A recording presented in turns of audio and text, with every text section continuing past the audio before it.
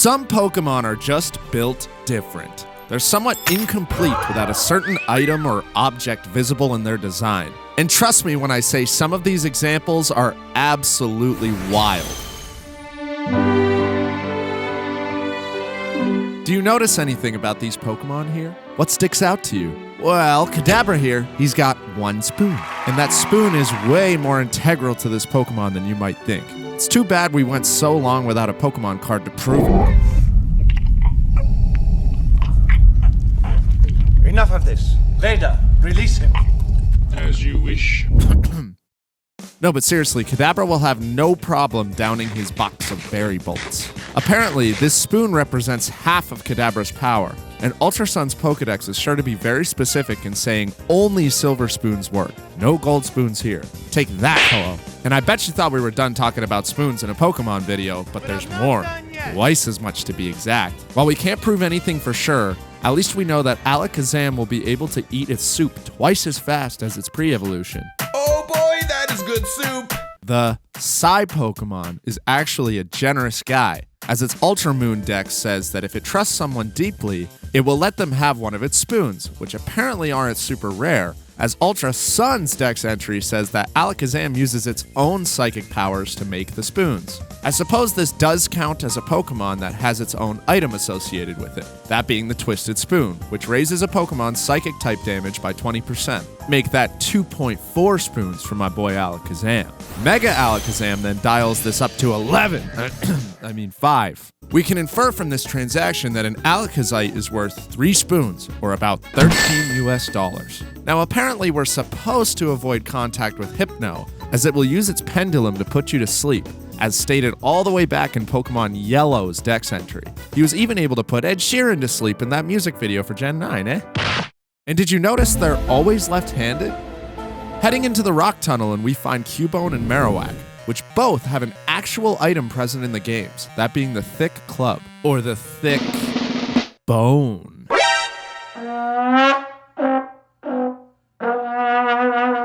The Thick Club boosts these Pokemon attack stats, and while there's not much more to say than it's a bone for now, we'll be revisiting these two later in the video.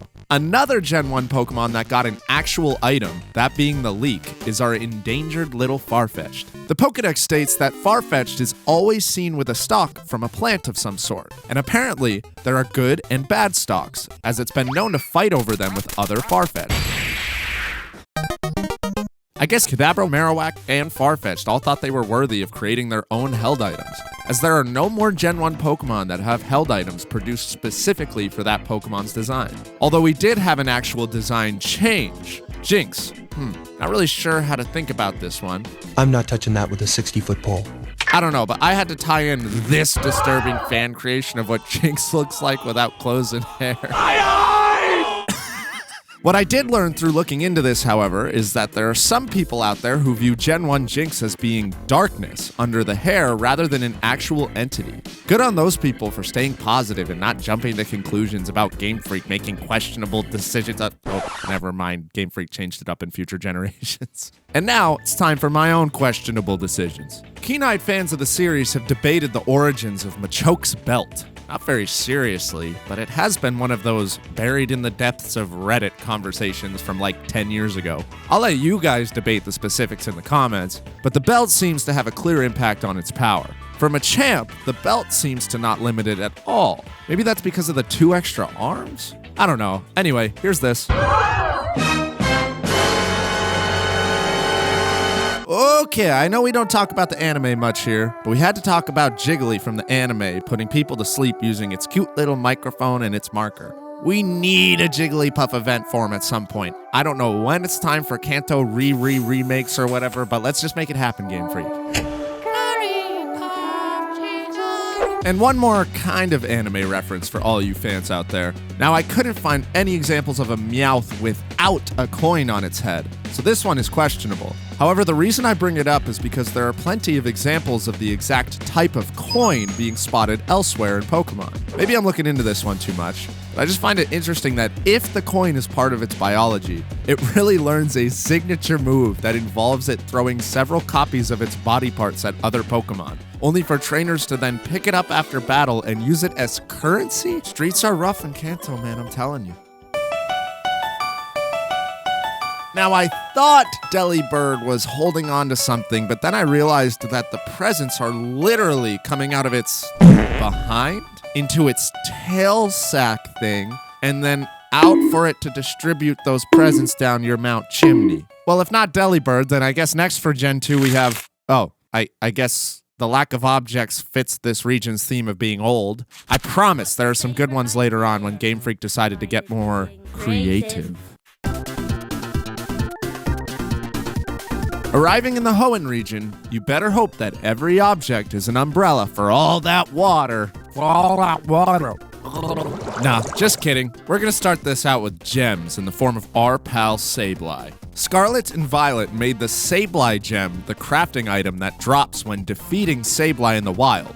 Kind of cool, but I wish it was an actual held item for this boy instead. Maybe it could allow Sableye to utilize its prankster ability against dark types or something like that. I'm sure Game Freak wanted to give Sableye the Spinda treatment of having infinite forms, as the Pokédex does say, due to the diet of a Sableye, it can have infinite patterns on its back consisting of different gems in different configurations. Pretty cool, and I definitely love the diversity there. If you're not sold on Sableye yet, the Mega Evolution clearly detaches the red gemstone from its body, with Sableye then using it as a barrier to block incoming attacks. On to one of my favorite examples from this video. We've been shown that Spoink can lose its pearl, or at the very least, separate it from its body. One fun fact I somehow never knew to this point is that Spoink's pearl comes from a Clamperl. I guess this makes perfect sense, so I'm not sure why this possibility never occurred to me. I love little details like that when one Pokemon is so closely tied to another. We'll be covering this more in Gens 8 and 9. Also, I know it's not really canon, but in Mystery Dungeon Explorers of Time and Darkness, Chatot tasks the player to receive a Spoink's lost pearl, a fun object-related quest. Funny enough, upon evolving into Grumpig, a few more pearls show up and are embedded into Grumpig's body, meaning we'll rule Grumpig out as one of our object Pokemon for today, since these don't seem to get separated in any way from Miss Piggy. There's only one Miss Piggy!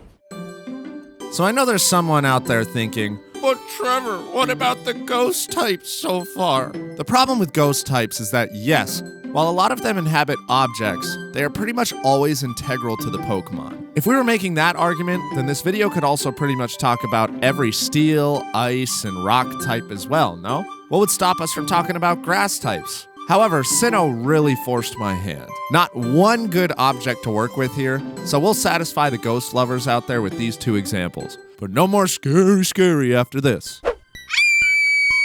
I'm only going to bring up Spiritomb because it gets an actual item in the Odd Keystone and a sweet story to go along with it from Gen 4 onwards. Apparently, Spiritomb projects its appearance out of this frowny face object. Poor guy hasn't been very menacing as of late with that running animation though. And the last ghost and only other item Pokemon from Gen 4 is, drumroll please,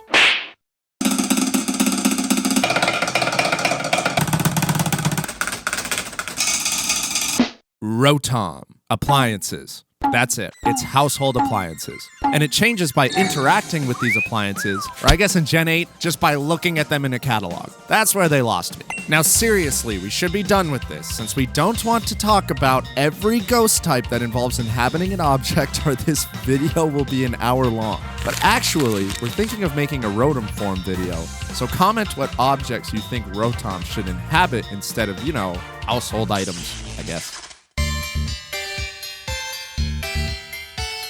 All right, finally, a generation where we have a lot more to talk about. This evolution line might be the easiest to tell that these objects are not part of their bodies. It's more of a supply issue with these next three. Let's get cooking. Timber always carries squared logs. Once they've started carrying squared logs 3 times their size, they're ready to evolve according to the Shield Dex entry. There is also a company in the Sword and Shield Pokejobs named the Timber Builders. Does this mean that a timber uses its wood to frame walls and put up houses? I'm assuming this means that a timber could find any old square log and they're not specific to the Pokemon from birth.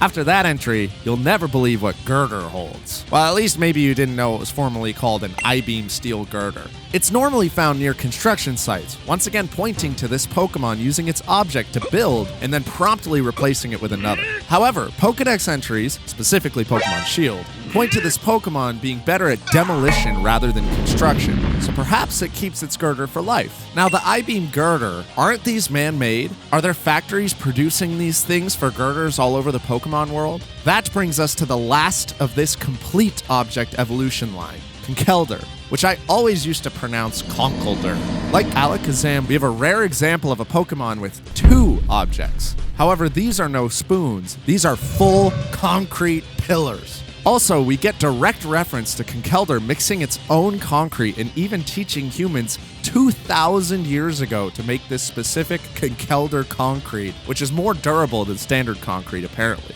Perhaps these Conkeldurr bros were the industrial backbone of Unova during the Great Pokemon War. Unlike Girder, Conkeldurr is helpful on construction sites. I guess Girder is the teen angst evolution here that decides not to work. Cue the Caden cameo.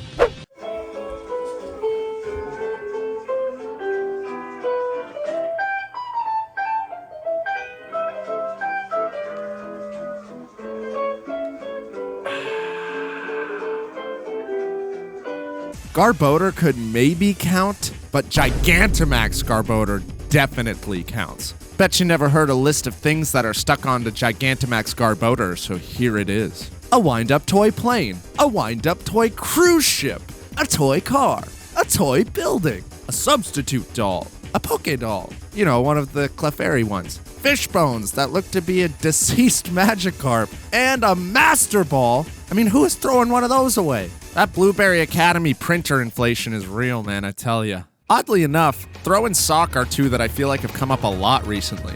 Also kind of an inspiration for this video, as it seems pretty inconclusive on whether or not the robes are part of their bodies or not. So I'll just let you guys fight about this one in the comments. Hey, and while you're out there on the YouTube watch page and fighting over these two questionable Pokemon in the comments or whatever, hit that like button. It'll help push this video to a wider audience and help our new Pokemon channel grow. Escavalier is only worth mentioning due to its armor, nothing more. Could just be a part of its body. Probably now that I'm diving into it more, that makes way more sense. On to the Clink line. Do these separate gears and parts count as objects? These guys are a mess. Clink, Clang, and Clink Clang are all inconclusive and pretty confusing, just like they were in our multiple bodies video. Go watch that after this one, by the way, as multiple bodies is an actual Pokedex classification, and somehow just as confusing as our object-wielding monsters. One of my favorite design elements pointed out to me about Vullaby and Mandibuzz are that they inhabit bones, and specifically that some of the bones they use for this are Cubone bones. They use these bones primarily for decoration, kind of a fun detail for what some people think are pretty forgettable Pokemon. I missed this detail for so long. Okay, and I know we just said we wouldn't talk about ghost types, but this one has a dex entry that literally states it goes around holding the faces of its past human lives. In the case of Galarian Yamask, this of course becomes a clay tablet bearing ancient curses. Again, only bringing up this ghost because it's physically holding something here. To wrap up Gen 5, we have a mythical entry, kind of. Genesect uses drives with data that change the type of its move, Technoblast. I thought up to this point that Genesect itself changed type, but nope, it's just the move Technoblast. The move can either be normal type, electric type, fire type, ice type, or water type depending on these drives. Another reason I wanted to bring up Genesect, however, is that it said that Team Plasma modified this Pokemon by adding the cannon to its back. Does this mean the cannon should count as a separate object for this Pokemon, as it's a foreign addition to the design? Could we ever have a Genesect form without the cannon? Unlikely.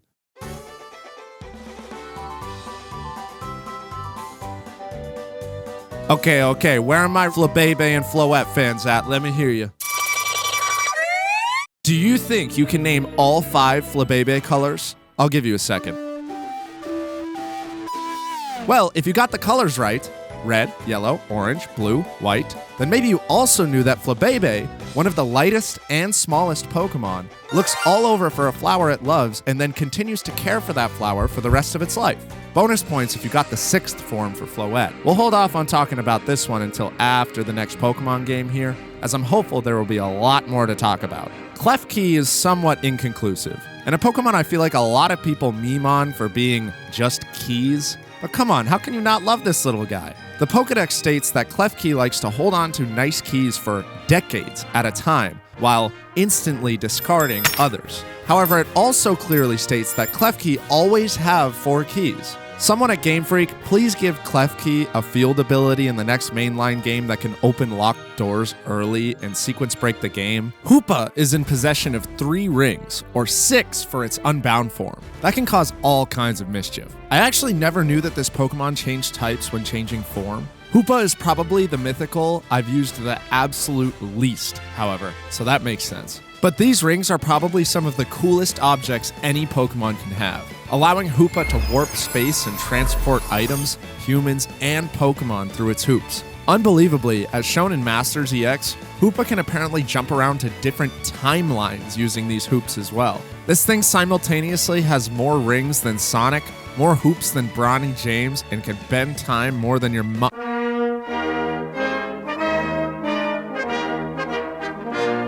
Now, I know we've been doing this a lot lately, but for Generation 7, it's time to get presidential. Introducing your president, Kamala Harris. It's kind of poetic that Kamala and Gumshoes ended up being from the same generation. That's some Simpson-level predictions there. I'm trying to figure out how we get them to have Pokemon go to the polls. Kamala is given this log at birth, and it's typically a light brown with darker oval markings all over it. The ends of the log are tan with the growth rings visible. Like Timber, I think this is a missed opportunity to have Kamala's shiny hold birchwood or something like that. Or just make it look more eucalyptus-y. Koalas like eucalyptus leaves, right? Wait, I just had to come back to this. I just realized that while I was right in saying shiny Kamala doesn't change color, its log actually does. I guess Kamala was too tired to change color and had the log do all the work. Wait. Oh, and Kamala shiny is a reference to eucalyptus. At least I think the rainbow eucalyptus, right? Either way, good on Game Freak for making this a good shiny. I thought it was a terrible shiny. Now I'm realizing it's a good shiny. Passimian carries a large berry that resembles a green coconut. You know, like the ones from Mario Sunshine. I guess that makes sense. You think you just fell out of a coconut tree? It apparently uses these berries in battle to throw at opponents. Passimian also travel in troops of 20 to 30 members, and the leader is determined by which can throw the berry the farthest. I guess the New York Giants should have handed one of these guys a $160 million contract or something. Oranguru, Passimian's counterpart, holds a fan that is created from green leaves woven together with its own purple fur. Its Gen 8 Sword Dex entry states that it skillfully gives instructions to other Pokemon with the waves of its fan. Quick fun fact about these two, Oranguru and Passimian are one of 2 pairs of Pokemon that share a page in the Ultra Sun and Moon Pokedex, despite not being related to each other via evolution. Do you think you know the other 2? Mimikyu, somewhat like a Wobbuffet with the whole dummy situation, we've got 2 forms here to work with. The disguised form and the busted form. The Pokedex refers to Mimikyu's disguise as an old rag. This rag is yellow with black ears and closely resembles a Pikachu. Although Mimikyu is not this generation's Pikachu clone. That distinction goes to our boy, Togedemaru. Cook it on. These nuts. One thing I never noticed about Mimikyu is that the tail is actually another object that's made of wood. Obviously, I knew it was fake, as it looks like a Pikachu tail. I just had no idea that it was separate from this Pokemon's costumes, and there is direct reference to Mimikyu carrying this tail at all times while it battles. What an absolutely goated Pokemon for only battling with one hand at all times. Or maybe it uses the wood stick to use moves like, oh, it actually learns Wood Hammer. Oh my gosh, I love this Pokemon so much more now. Silvally uses memories that fuse with it to change its type. Now we won't talk about this one much, but it's worth a quick mention. Although Silvally doesn't physically carry these memories, these RKS, yes, the RKS system memories are an item you can obtain in the games that change its type. It's a pretty cool concept for a Pokemon, but it would be a lot cooler if it wasn't like on the most controversial legendary of all time. Doom, doom, doom. Now, Grookey starts out by clearly holding this stick, and then Thwacky gains another stick, and also wears these 2 sticks on its head sometimes. And then, with Rillaboom, he gains a full drum and club as part of its 3D model. And then, in its Gigantamax form, Rillaboom gains an entire drum set.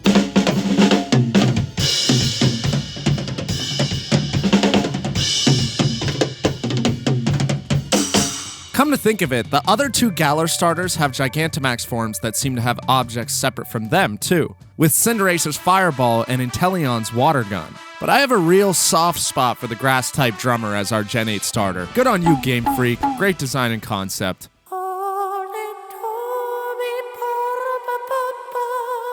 Ugh, the combination of Grassy Glide and Grassy Surge still makes me never want to play Pokemon Showdown again, though. Mr. Rhyme is always carrying its blue formal cane made of ice. Listen, I had someone else tell me the other day that Ludicolo was the Pokemon that gave them the creeps the most. They clearly have not played Sword and Shield. Farfetch'd is similar to Farfetch'd, but now with a massive leek split into 2 parts. The leafy part making up a shield while the stalk makes up a sword. Wonder where they got the idea for this motif. Cramorant, while not technically possessing objects, uses an Arrokuda and a Pikachu as weapons in its design and ability animations. The fact that we get a Pikachu spit out of another Pokemon's mouth is absolutely worth talking about. Alchemy's many combinations of sweets imply that what you bake into this Pokemon changes its form. While you can't have an alchemy without the sweets, the type of sweet can change, meaning that these are separate objects to the base Pokemon. Ice-Cube's large ice cube object encases its fragile head. Apparently, said ice is actually produced from the extremely cold temperatures inside its head. Don't ask me how that works, but my boy probably has more than a mild case of Dairy Queen brain freeze. Both forms and its ability, Ice Face, imply that this Pokemon can exist without its Ice Cube item. Once broken, the Pokemon remains an Ice Cube, but showing its unaltered Penguin form.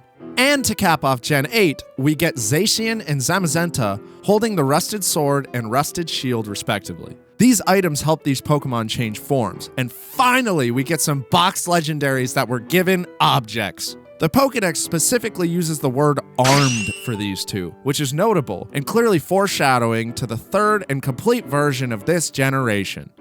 The Rusted Sword is apparently enough for Zacian to fell a Gigantamax Pokemon in 1 strike. The Sword Dex entry says that it absorbs metal particles to create this sword. The Rusted Shield apparently can shrug off impressive blows from Dynamax Pokemon. You know, it's funny that Zamazenta got Dynamax Pokemon for its dex, yet Zacian got Gigantamax. Once again proving that Zacian is better, of course. Also, poor guy in his own game says that people forgot that Zamazenta ever existed. Let's show these pups some more love, okay?